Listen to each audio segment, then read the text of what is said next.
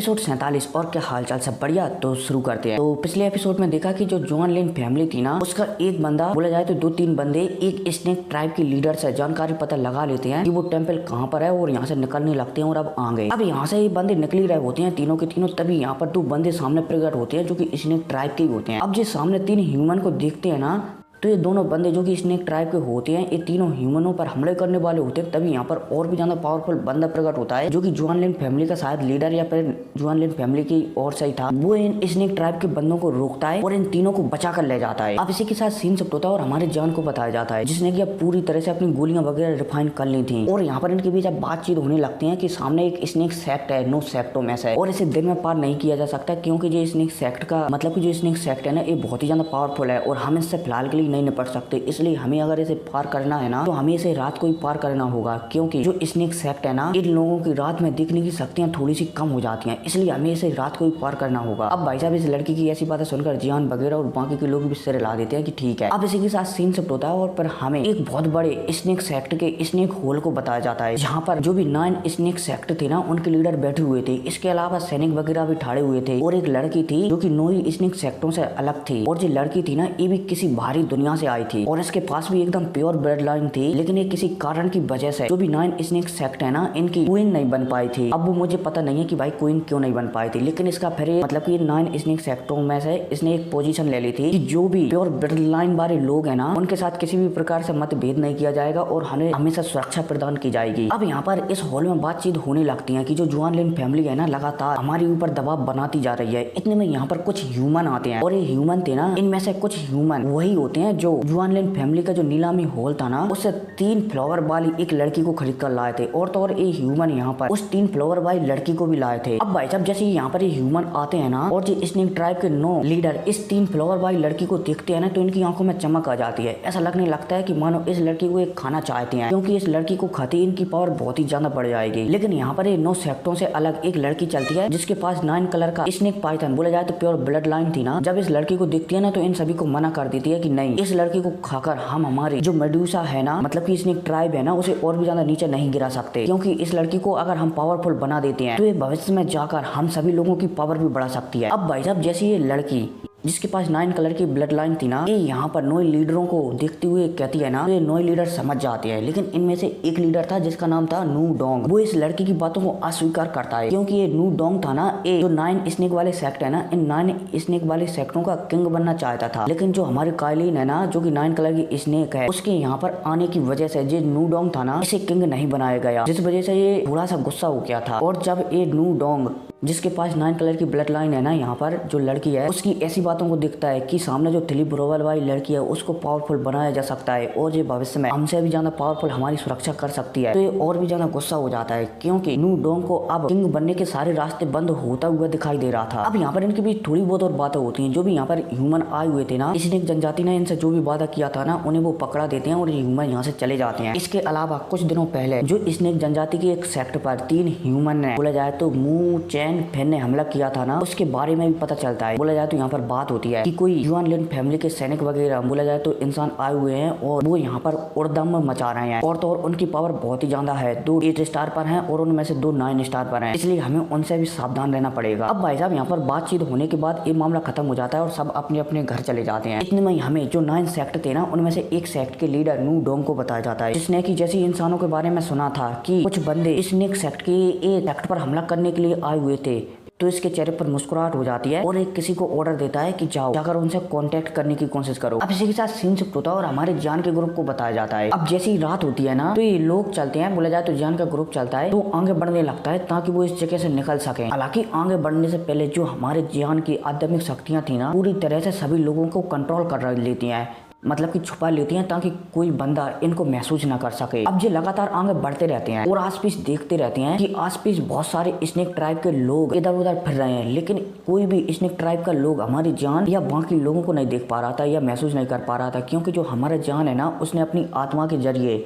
बोले जाए तो आध्यात्मिक शक्तियों के जरिए या फिर कहें तो स्पिरिचुअल पावर के जरिए सभी को हाइड कर रखा था ताकि कोई भी बंदा या फिर स्नेक किसी को महसूस न कर सके। हालांकि हमारे जान को रास्ते में जाते समय जो हमारे जान की लिटिल ई और मोयान साथ में थे ना, वो हमारी जान से पूछने लगते हैं कि जान क्या तुम्हें कुछ अजीब सा महसूस हो रहा है। हमारे जान भी क्या देता है कि हाँ मुझे कुछ अजीब सा महसूस हो रहा है। हाँ हिंट दे देता हूँ कि अजीब सा महसूस इसलिए हो रहा है क्योंकि आस पीछे एक होली फ्लेम है। ठीक है, अब ये लगातार ऐसे ही आगे बढ़ते रहते हैं। हालांकि जो हमारा जान है ना, उसे काइलिन की भी याद आती है कि पता नहीं काइलिन कहाँ पर है, और तो और वो गुस्सा भी होता है कि अगर काइलिन को कुछ भी किया ना इस स्नेक ट्राइब के लोगों ने तो मैं पूरी की पूरी स्नेक ट्राइब को ही मिटा दूंगा। अब इसी के साथ सीन शिफ्ट होता है और हमें रेगिस्तान का सीन बताया जाता है जहाँ पर एक कछुआ चल रहा था और आसमान में एक चील उड़ रहा था। अब जैसे ये चील इस कछुए को देखता है ना, तो ये झपट्टा देकर इस कछुए को खाने की सोचता है, लेकिन एक कछुआ चलता है तो इस चील को ही खा जाता है। अब भाई साहब यहीं से मतलब कि इसी जमीन से इसी रेगिस्तान की धरती का सीन बताया जाता है, अंडरग्राउंड का सीन बताया जाता है जहाँ पर मतलब कि धरती से 10,000 फुट नीचे गहरे गड्ढे का सीन बताया जाता है जहाँ पर एक महल टाइप का कुछ था और यहाँ पर हमारी कालीन को बताया जाता है जो कि एकदम बहुत ही ज्यादा सुंदर लग रही होती है। अब जैसे यहाँ पर हमारी कालीन को बताया जाता है ना, तो हमें कुछ चीजों के बारे में बताया जाता है कि जैसे यहाँ पर कालीन आई हुई थी ना और वो जान से अलग हो गई थी तो सीधा कालीन स्नेक ट्राइब में आ गई थी। अब जैसे कालीन स्नेक ट्राइब में आई थी ना, तो कालीन की लड़ाई स्नेक ट्राइब के कुछ लोगों से हुई थी,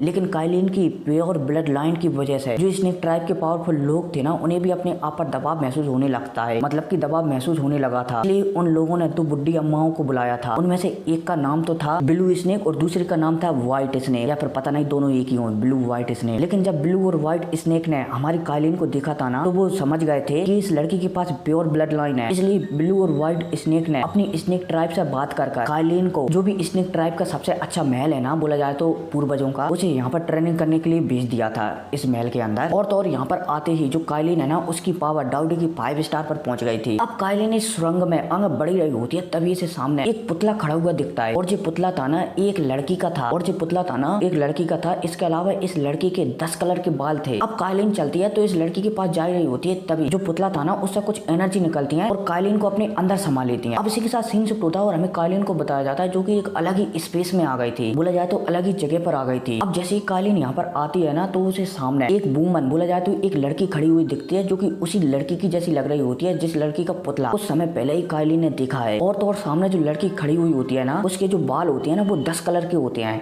इसके अलावा बाल ऐसे लग रहे होते हैं कि मानो हर बाल में एक स्नेक तैर रहा हो। अब जैसे ये वूमन 10 कलर वाली वूमन हमारी काइलिन को देखती है ना, तो इसके चेहरे पर मुस्कुराहट आ जाती है और यहाँ पर कहने लगती है तो फाइनली हजारों सालों के बाद यहाँ पर कोई 9 कलर का स्नेक आ ही गया। अब जब काइलिन जो सामने 10 कलर वाले बाल वाली लड़की थी ना उसे दिखती है ना, तो इसे कुछ अजीब सा महसूस होने लगता है। इसे अपनी ब्लड लाइन पर दबाव महसूस होने लगता है। ऐसा लगने लगता है कि सामने जो भी 10 कलर के बालों वाली लड़की है ना, वो उससे भी ज्यादा पावरफुल है। हालांकि काइलिन सामने जो 10 कलर वाले बालों वाली लड़की थी ना, उसे देखते ही पहचान जाती है कि सामने वाली जो लड़की है ना वो एक स्नेक है और उसके पास 10 कलर की ब्लड लाइन है। हालांकि जो काइलिन है ना बहुत ही ज्यादा एटीट्यूड वाली है, इसलिए वो बिल्कुल भी जो सामने 10 कलर वाली स्नेक है ना उसके सामने बिल्कुल भी नहीं झुकती। हालांकि जो 10 कलर वाली स्नेक है ना वो भी जानती है कि जो कोई बोला जाए तो मेडुसा ब्लड लाइन है ना, वो कभी भी किसी के सामने झुकना पसंद नहीं करती।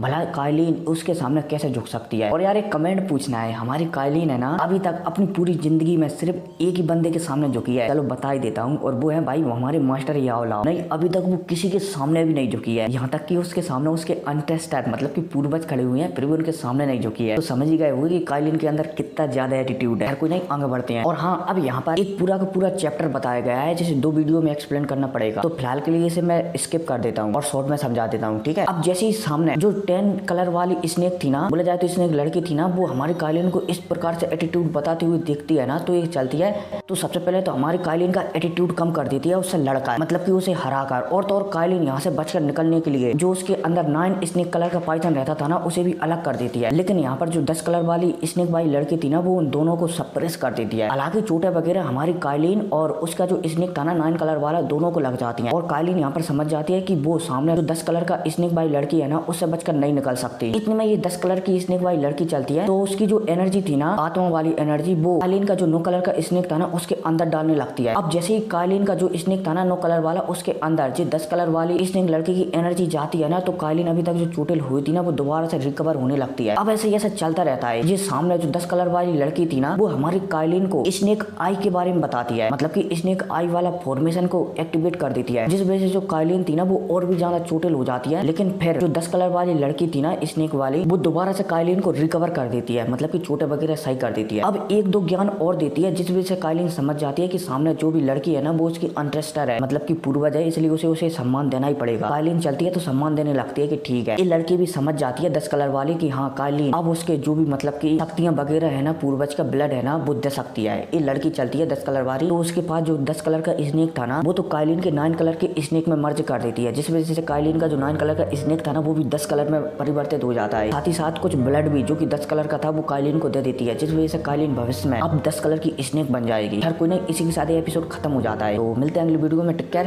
बाय।